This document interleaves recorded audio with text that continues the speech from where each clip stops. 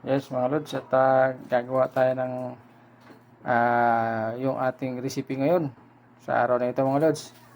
At nakaprepare na sa atin yung sibuyas, bawang. Kaya mga lods, sinaluan natin ng lagyan natin ng tukwa mga lods, no? Ayan, tukwa po yan. Tapos ito, yan. At mayroon din tayong black beans mga lods, yan, no? Ayan, yung ating recipe mga lods, no? Tapos ito yung ating Ah, yan gagawin mga lods. Yan, puro laman yan mga lods, no? Puro laman yan ng ating tuna, no mga lods, no? Laman ng tuna. Yan ang ating gagawin ngayon mga lods para dito sa ating gagawing recipe. Ayan. Yan yung mga kanyang mga panghalo. Ayan mga lods. Okay. Umpisa na natin mga lods. Alright. Okay mga lods, lagyan na natin yung mantika. Ayan. Ayan mga lods.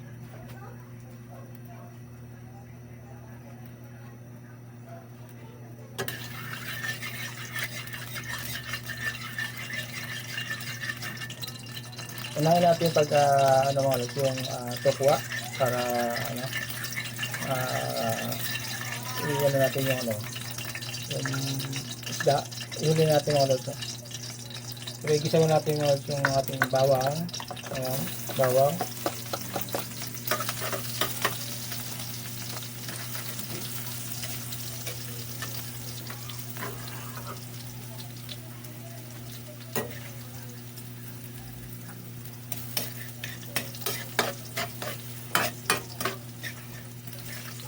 Kaya mga lods, sinuna natin yung bawang mga lods.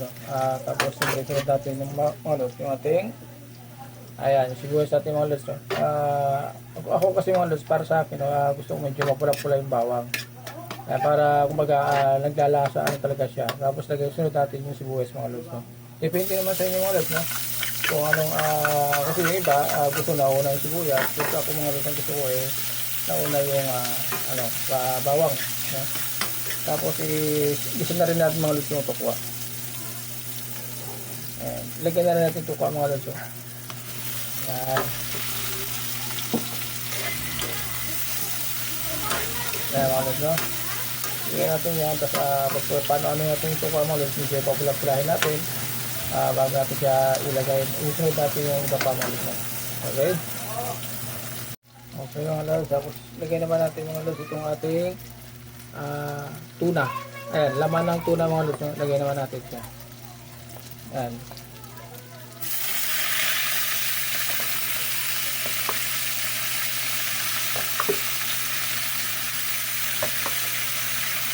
Okay. Siyempre, migas-migas natin mga lods. Ayan.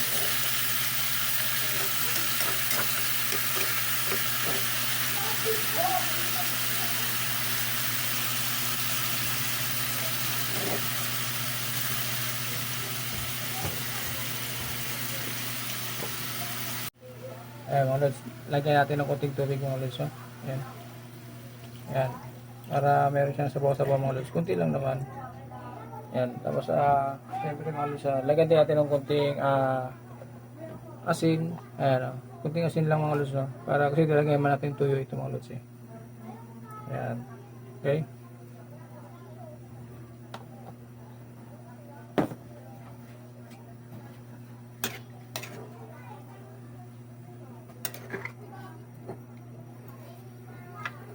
Yan, pakuloyin mo natin siya mga lods. Tapos pagkakulo na siya, lagyan natin siya ng tuyo naman mga lods. Okay. Okay mga lods, ilagay na natin yung ating tuyo naman.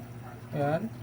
Para habang kumukulo siya mga lods, andyan yung yung tuyo natin mga lods. At siyempre, sabay-sabay natin mga lods. Ilagay na natin itong ating oyster. Ayan. Ayan. Tapos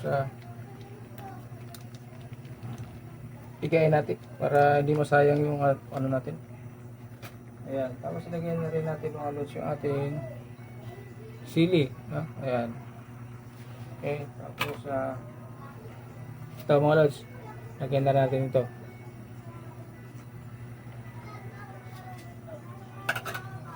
Okay?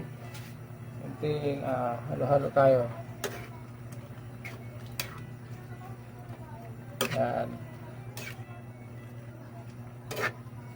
At timplahan na rin natin mga lods, no? Para mamaya, pag medyo ano siya, tikman na lang natin mga lods. Para konting dagdag na lang ng ating ano. Yan. Okay? So, yan mga lods, at tuloy-tuloy natin lang. Yan, nasa kumulo, pakuloy natin siya para lambutin natin. Okay? Yan. Yes mga lods, ayan na. At medyo lupot-lapot na siya mga lods. Okay na. Medyo ano yung kanyang tubig mga lods. Tikman na natin mga lods, no? Yung ano, kung okay na siya sa ating ano, panlasa.